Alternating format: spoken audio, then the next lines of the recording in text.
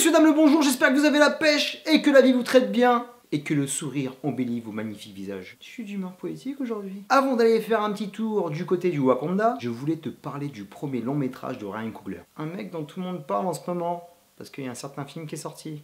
Bref. Ce premier film, c'est Fruitvale Station. Il est arrivé en janvier 2014 dans nos salles avec une certaine aura. Il était dans la sélection cannoise Un certain regard et il avait surtout raflé le prix du public au festival de Sundance. La classe! Tout de suite, ça en impose. Et de plus, j'ai vu à l'affiche un de mes chouchous sûrs, Michael B. Jordan. Obligé que je sois de la partie. Alors le jour de la sortie, je me suis rendu dans une petite salle quasi déserte qui projetait le film sur Paris. Il n'a pas eu une grande distribution. L'important c'est de le voir. Et tout ce que je peux te dire, mon pote, quelle droite cinématographique. Dans ma vie de cinéphile, j'ai vu beaucoup de films qui traitaient de ce genre de sujet. Parfois très bons et pertinents, et parfois complètement foirés. Mais là, c'est une réussite complète. Ici, on suit les dernières 24 heures de la vie d'un jeune homme qui va droit vers sa mort tragique. Un fait divers horrible qui m'avait terrassé en début d'année 2009.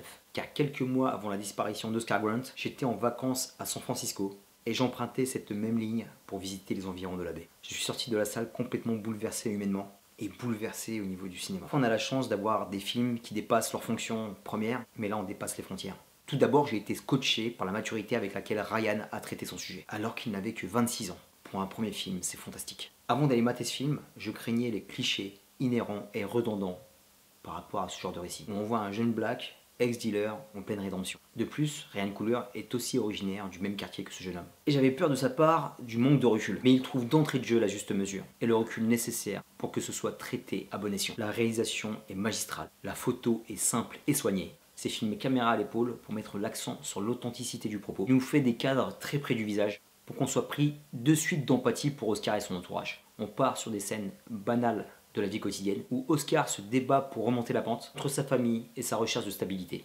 Et quand on voit tout ça, rien ne laisse présager du drame qui va arriver. Avant la scène finale, la tension monte de plusieurs crans. Les coupes d'images se font plus sèches, les plans sont de plus en plus rapides, on est pris de peur, on cherche où le drame va survenir. Et l'inéluctable arrive, et te laisse complètement dérouté sur ton siège.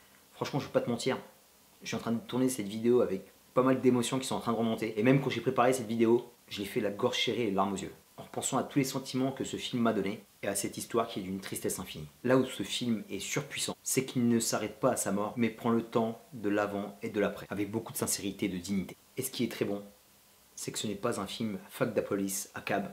On est très loin du Life Black Matters, ça ne se résume pas à un crime de haine, on n'est pas dans la victimisation ou la glorification des gangs de quartier, on est dans une histoire humaine. Ce film nous invite à l'humilité, à profiter de chaque instant comme si c'était le dernier, car personne n'est à l'abri de ce genre de bavure, malheureusement. Attention mon ami, je ne suis pas en train de te dire YOLO, je te dis prends soin de toi, des gens qui te sont chers, donne de l'amour à ton entourage, et ce avec toutes tes forces. Désolé, je suis en train de dépasser le cadre de la review, mais pour moi ça me tenait à cœur, pas facile. On va revenir un peu plus sur le film en parlant du casting. Michael B. Jordan. Michael est à Ryan Coogler ce qu'est De Niro à Scorsese. C'est son acteur fétiche, qui l'emmènera partout dans le reste de sa filmographie. Par rapport à Fruitvale Station, Michael n'était pas une découverte pour moi. Comme la plupart des séries-films, je l'avais découvert dans The Wire avec ce rôle très émouvant de Wallace. Il est aussi émouvant et magnifique dans Friday Night Lights, très bon dans Chronicles. On va éviter de parler de 4 fantastiques quand même, parce que ça fait mal. Josh Trank, on passe le salam. Ce type n'est pas juste un beau garçon athlétique, c'est un superbe acteur qui a une large palette d'émotions. La scène de prison quand il dialogue avec sa mère au parloir parle d'elle-même. Tout y passe.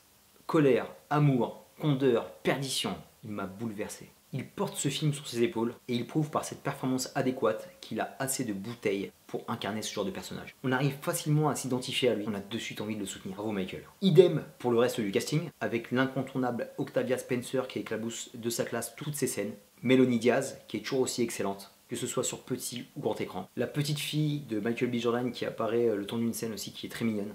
C'est un film où tout le monde est au diapason. On sent que le casting est impliqué de A à Z. Pour conclure, bravo à Ryan Coogler de nous avoir livré ce magnifique film, qui comme je vous l'ai dit est plus qu'un film, c'est un bel hommage, plein de justesse et de délicatesse, fait à un homme parti injustement. Un véritable film coup de poing qui m'a laissé bouche bée sur mon siège et qui m'a fait insulter l'écran comme un débile, car j'avais l'impression d'être avec Oscar Grant lors de son calvaire. J'étais complètement impliqué et en même temps complètement impuissant. Et ça m'a rendu complètement fou. Je me rappelle ce jour-là, je suis rentré chez moi à pied. Je pouvais pas prendre les transports, je pouvais pas croiser quelqu'un dans la rue, je voulais juste marcher pour me calmer. Parce que j'étais profondément touché, j'avais envie de me remettre de mes émotions qui étaient vraiment trop vives. Et chemin faisant, j'ai repensé à ce mec de mon quartier, que je ne connaissais pas personnellement, mais qui me saluait toujours avec le sourire. Il nous a quittés tragiquement du jour au lendemain. Et c'est la première fois que je voyais mon quartier prendre un deuil de plein fouet. Et en même temps faire corps pour lui rendre un bel hommage et soutenir sa famille. Cette mort d'une personne si jeune nous a fait comprendre la petitesse de nos êtres lors de notre passage sur Terre. Et Fruitvale Station arrive à te donner les mêmes sentiments. Il nous met face à la vie, dans son entier.